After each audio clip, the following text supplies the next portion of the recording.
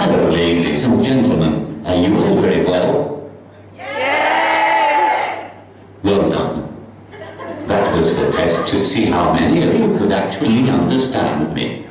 I'm pleased to report that at least a few of you did. I'd be grateful if you could relay everything I said tonight to the rest of the audience. A bit like a giant game of Chinese whispers. Just make sure I sound very funny.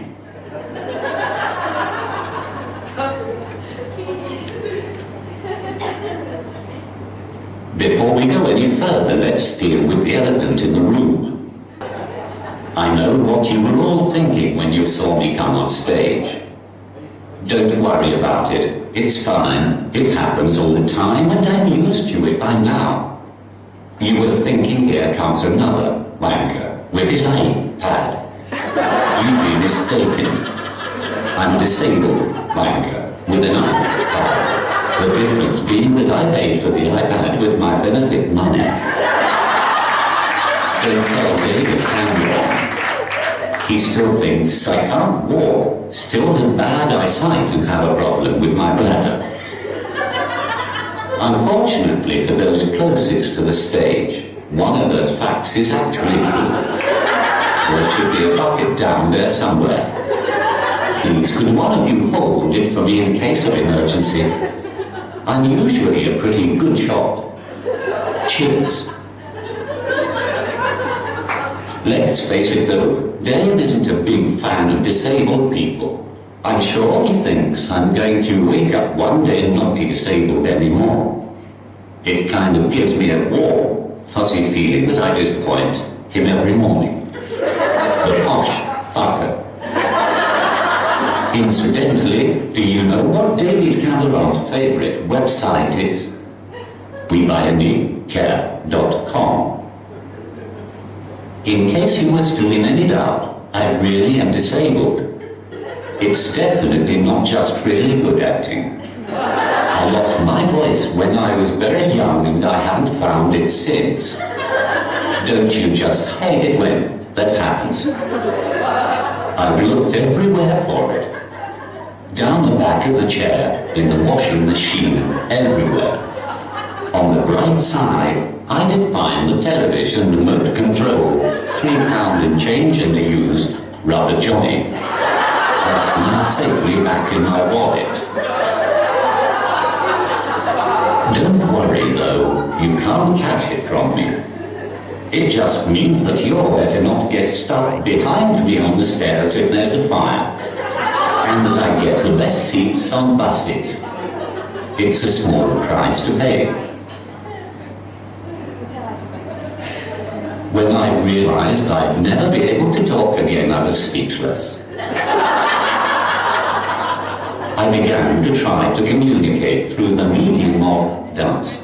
A bit like Strictly Come Dancing crossed with Give Us a Clue. People just thought I was taking an epileptic fit. It also got very confusing in nightclubs.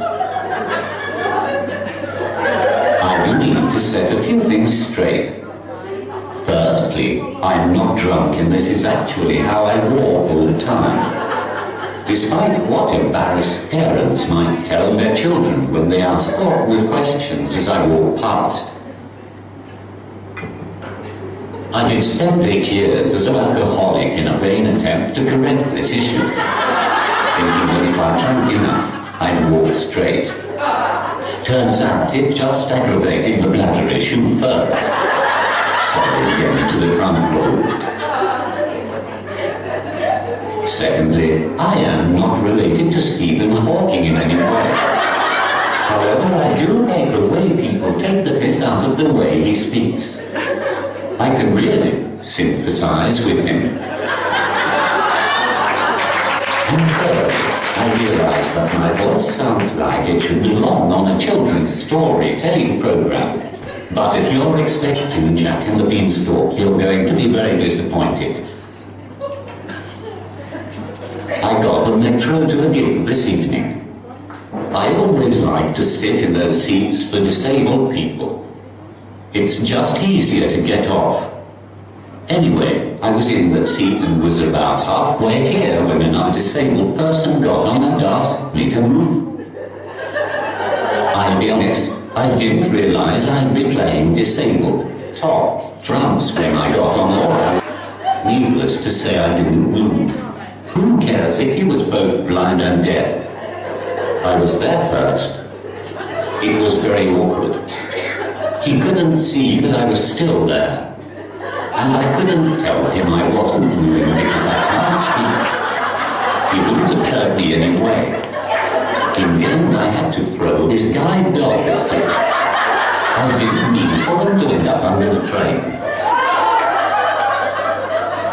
People have often asked me why I want to put myself in a position where everyone can stare and laugh at me. The truth is that it happens to me every day anyway. At least this way there's a scheduled time and place for it. I like to think I'm providing a public service, which is more than the government is doing at the moment. Of course, I do it because I want to be famous too. I think everyone does really. I started off in a disabled steps tribute band. We were called Vamps. It was a bit of an uphill struggle. I often think about going on the X Factor just to see the look on their faces when they realize I can't actually sing it, or dance, or talk.